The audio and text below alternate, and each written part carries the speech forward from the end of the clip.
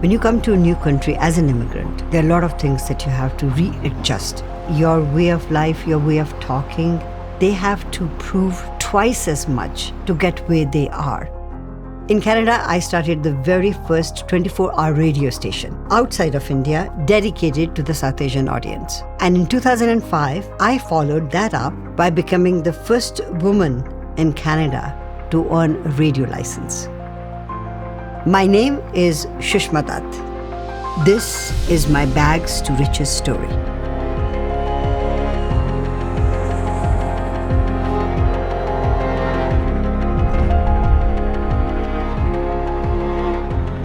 I was born in Nairobi, Kenya. When I was 10 years old, I was allowed to take part in a play. We had to go to a radio station to do a drama, and I had one line in it. Look at the mouse eating the laddu. And it was in Hindi. And I practiced that line all night. Look at the mouse eating the laddu. Look at the mouse eating the laddu, So when my turn came, of course, I fumbled. And I was so devastated. But the guy across the window asked me to repeat my line 3-4 times. When it came on the radio, the play, I didn't want to listen to it because I thought my fumbled line would be there.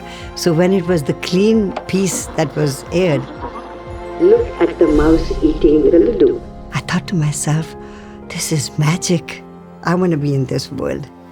To be a broadcaster would be a magical thing. In the 60s in Nairobi, the political situation started getting a little turbulent. The uprising was already happening. The Indian community in Kenya was number 2 as far as hierarchy was concerned. You are 14, 15 years old and you realize that we don't belong here. I really started feeling that we as a community were vagabonds, We don't have a home. This is not our home. My parents felt it was not safe living in Nairobi, and they decided that we should all go to India because that's motherland. When I was in India, I felt this is a place where our heritage comes from. So culturally, I was pretty okay, but our way of dressing was different. The reception that we received from people, that sense of us not belonging came to me again very strong. So we decided to go to England. My very first job in broadcasting was at the BBC Hindi service in London. I was the first person to start a music program. They all had news and feature programs, and the very first music program was given to me in 1969. It gave me an opportunity to meet the pop stars of the day, the Beatles.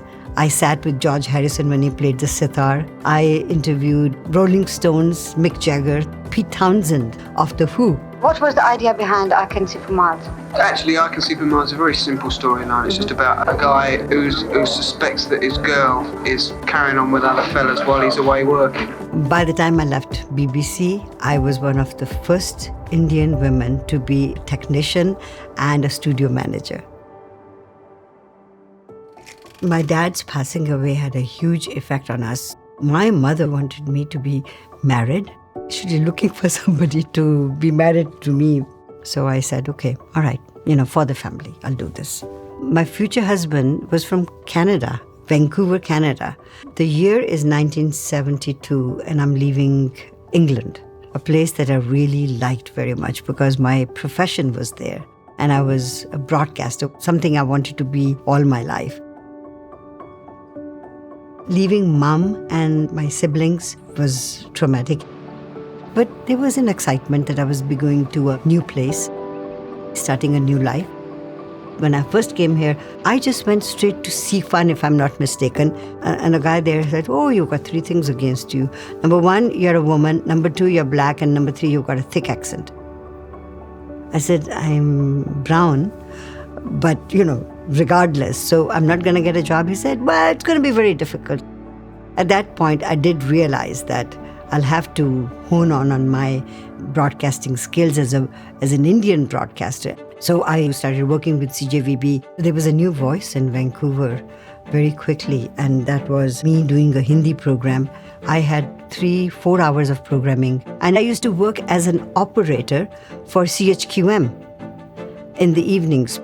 I branched into television in 1976, and being the producer for the South Asian programming, producing 13 hours of programming a week. Monday evening at the movies and Thursday entertainment became the most popular. Vancouver में उनके shows के बाद My programming always had purpose to it. आपके Stories of women, I would highlight them, I would talk about them. I deliberately interview South Asian women in the 70s.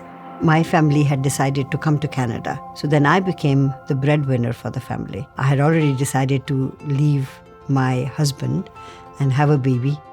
My family support was the most important, the backbone of my life. My mother was a very strong woman. My youngest sister who lived with me, both of them helped a lot when Sudhir was born. If I didn't have my family support, I don't think I would have been able to do what I have been able to do. Family is the most important thing for a person, especially for immigrants. When a newcomer comes here, the first and foremost thing is look after their family. Make sure that the family has got enough food to eat and they have a job. My 2 cents worth is to always work hard, because hard work does pay. I know it is backbreaking sometimes, but it eventually pays off. And it's the immigrants whose hard work eventually helps that country. Wish for the sky, because the universe is waiting for you to ask. Spice radio रिमझिम सुन रहे हैं आप. गपशप का programme है हमारी घड़ियों में बाद दोपहर. In 1987, I did have television programming, but I started leaning towards radio. So I contacted my old colleagues from BBC and I asked them if they would do a 20-minute news bulletin every day for us if I started a brand new radio station. And they said yes. And that's how Rimjim was born. On November 1st, 1987, Rimjim became the first radio station outside of India to broadcast 24/7 for the community living here. That was probably one of her happiest days. Everything that she had worked for since moving to Canada was realized at that moment. And in 2005, I followed that up by becoming the first woman in Canada to earn a radio license. To be the first woman to be awarded a license for an AM station by the CRTC. She was just over the moon. That was a huge accomplishment for her. What we have now as Spice Radio is a voice that speaks to a younger crowd, to a younger generation. I thought of my mom the day I got the radio station, and I thought to myself she would be so happy. I knew my mother would be very proud of me. आपने देखा पिछले हफ्ते Working in the industry that I am in, there was nobody who could give me a boost. I had to do it all on my own. By being a woman broadcaster, young women who used to watch my television programs or listen to me on radio felt that if she can do it, we can do it too. I see myself in her. She is a stalwart in the radio industry. And her beliefs, her attitude, the feminism that she exudes, the power that she exudes is very infectious. She has helped me a lot, whether it is regarding work, whether it is regarding my performance. She is my mentor as well. When young women come up to me and say, I was a little girl watching you, it makes me feel very happy. she's achieved things that were very difficult to achieve. She's a woman of action. So yeah, I think she's pretty cool. Growing up, people would ask me, who's your role model, or who do you idolize, and who's your hero? And I can't say anybody else but her. I love this country very much. This is home for me. This is the country that has given me a feeling of belonging. I belong here. I am not a vagabond anymore. I belong in Canada. I am a Canadian.